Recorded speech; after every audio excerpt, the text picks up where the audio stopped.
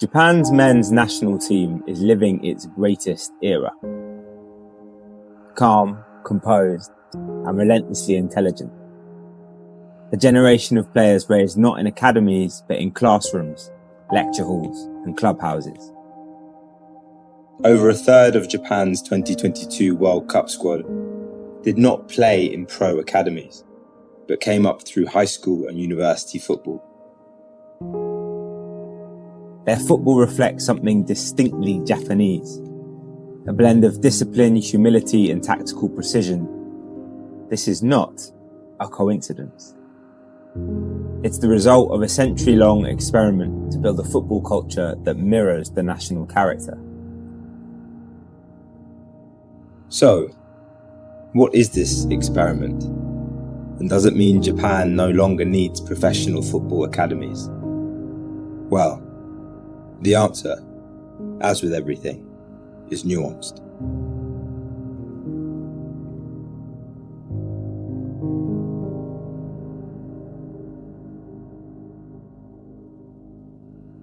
Before there was the J League, there was the university. Waseda and Kyo, academic rivals who became football pioneers.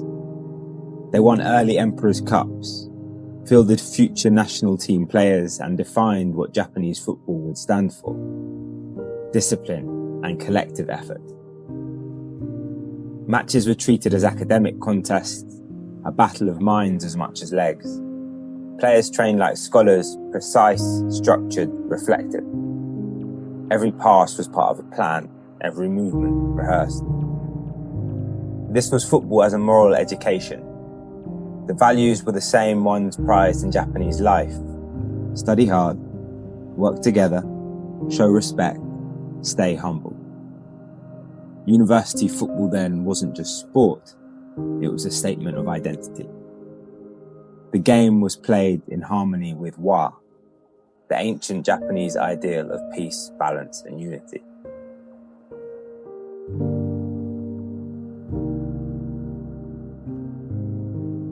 After the war, Japan rebuilt itself, and so did its football. Factories and corporations became the new temples of discipline. From Mitsubishi and Toyota to Yomiuri and Hitachi, the post-war game was built on company loyalty. Players were employees first, footballers second. They trained after work, played on weekends, and wore the company's name across their chest. The football then echoed corporate Japan: hierarchical, loyal, and efficient. A Russian coach in Japan in the 1960s called Japanese players technically obedient, eager to learn, but lacking improvisation. He was right, but also missed the point. For Japan, obedience wasn't weakness, it was order. Improvisation would and could come later, once the structure was secure. When Arsene Wenger arrived at Nagoya Grampus 8 in 1995, he found players who were, quote, technically perfect, but afraid to take initiative. He admired their discipline, their commitment to wa, but urged them to think for themselves. The ball, he said, is your teacher. Wenger's time in Japan shaped his own philosophy, that intelligence and creativity could coexist within structure. In a way, he was describing his wa, harmony. It runs through Japanese life like a quiet current, in art, in nature, in the workplace, and, most importantly for our purposes, in football. Wa means choosing the group over the self, the system over the star, the collective over the individual. The kanji for wa even means Japan itself, and is the oldest known name for Japan. Wa then is more than an idea, it's an identity deeply rooted. Every generation of players carried it, from the disciplined university captains of the 1930s to the humble company men of the 1970s, to today's professionals who bow to fans after every match. It's what makes Japanese football instantly recognizable: selfless, balanced, a national character expressed through the ball. Then came the revolution. In 1993, Japan turned semi-pro company teams into fully professional city-based clubs. The J League was about more than football. It was about identity and belonging. The old loyalty to the company was replaced by a loyalty to the community, geographically defined. Stadiums filled, merchandise sold, kids wore local colours. Football was no longer a corporate hobby, it was a national sport. The rise of clubs like the Urawa Reds showed what this revolution meant to ordinary people. Their supporters spoke of football as something almost spiritual. Maybe we need to give up being Japanese just a little, the official supporters guidebook said. Unfortunately, the red blood of the race of football supporters did not flow in our ancestors. It was a confession and a declaration that Japan was ready to feel football as passion, not just discipline. From the factory floor to the fan stand, the game was now shaping national emotion as much as order. One player who could truly think for himself was Hidetoshi Nakata, perhaps the most gifted of Japan's new generation. He belonged to a cohort that rejected the corporatist work ethic of the post-war years, preferring individuality to conformity and talent to seniority. That defiance came to the surface when Nakata was filmed shouting at veteran striker Kazuyoshi Miura for a mistake, and, more shocking still, addressing him simply as Miura, not Miura-san, with the appropriate suffix of respect. In Japan's Senpai Kohai hierarchy, where juniors defer absolutely to seniors, that single omission was heresy. It wasn't just anger, it was a declaration of separation and independence. Respect, Nakata implied, should be earned by merit, not just by age. To older fans, he was arrogant, to younger ones, authentic. The voice of a Japan ready to outgrow its historic obedience. Unsurprisingly, he found Japan a difficult place to play and made his career abroad instead, in Italy and in England, where his self-expression was more valued. At Roma and Parma, he became Japan's first global icon, confident, cultured, and unafraid to stand alone. He embodied the contradiction at the heart of Japanese football, the individual who challenged the system yet carries its discipline within him.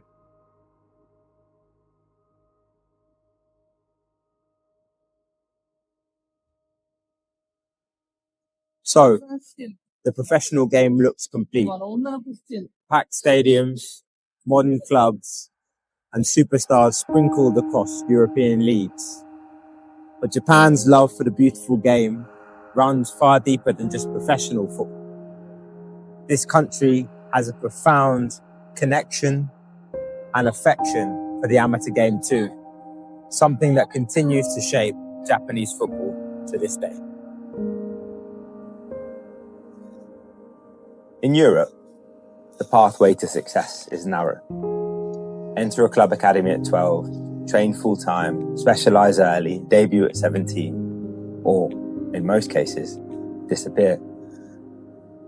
In Japan, things are a little different. The path remains open. High school and university football still dominate. Each January, millions watch the All Japan High School Soccer Championship.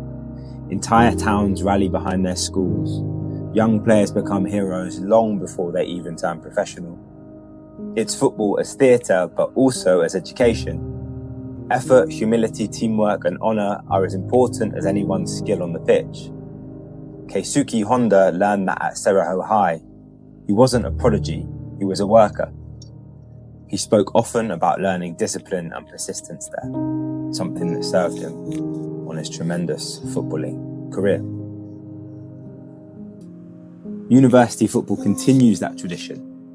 The All Japan University Championship regularly produces players who can compete with professionals. University teams have even beaten J League clubs in the Emperor's Cup. It's not a second tier, but rather a parallel system that values maturity over haste.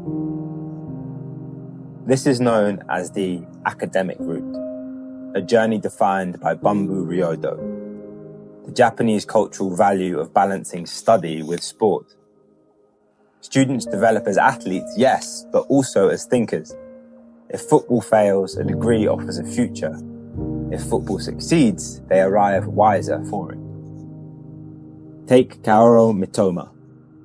Before becoming a Premier League star, he chose to complete his degree at Tsukuba University.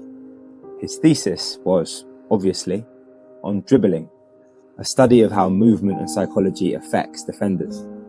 He delayed his pro debut to finish that work, and today his intelligence on the ball reflects it.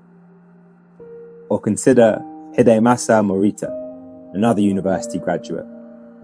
He entered the professional game later than most Europeans, but within a few years was excelling at Sporting Lisbon. Calm, balanced, tactically aware, the perfect example of Bumbu Ryodo in motion.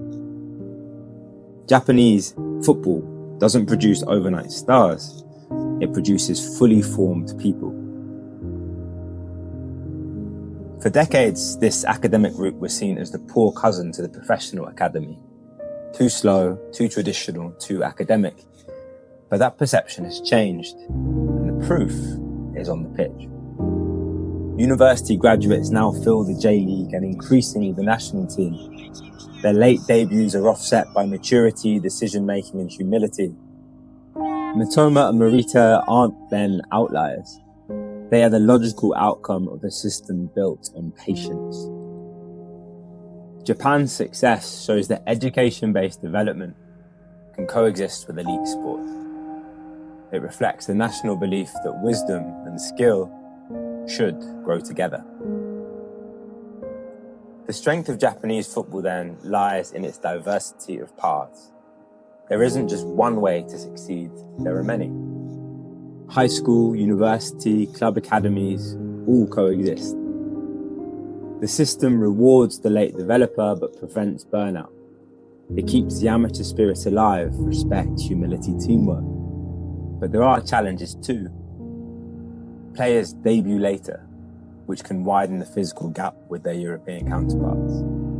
Some critics, both in Japan and abroad, argue for earlier specialization. Others defend the balance as a foundation of Japanese style. This debate between education and professionalism, tradition and modernity, is the essence of Japan's football evolution.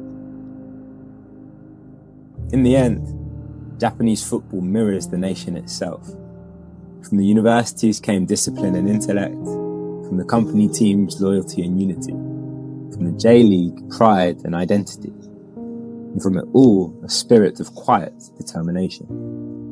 Players like Nakata, Honda, Kagawa, Morita and Mitoma carry that lineage forward, each one a bridge between study and sport, tradition and ambition, discipline and creativity. The secret of Japan's success is not in shedding its national character, but perfecting it. Japanese football shows that harmony, not rebellion, be revolution.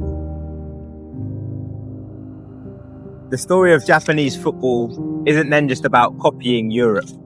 It's about refining what was already there. Discipline, teamwork, and education.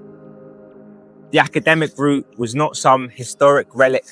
It was a reflection of the national character, yes, in the past, but also in the present and in the future. And it's shaping the greatest team that this nation has ever known. Thanks. See you on the next one. Bye-bye.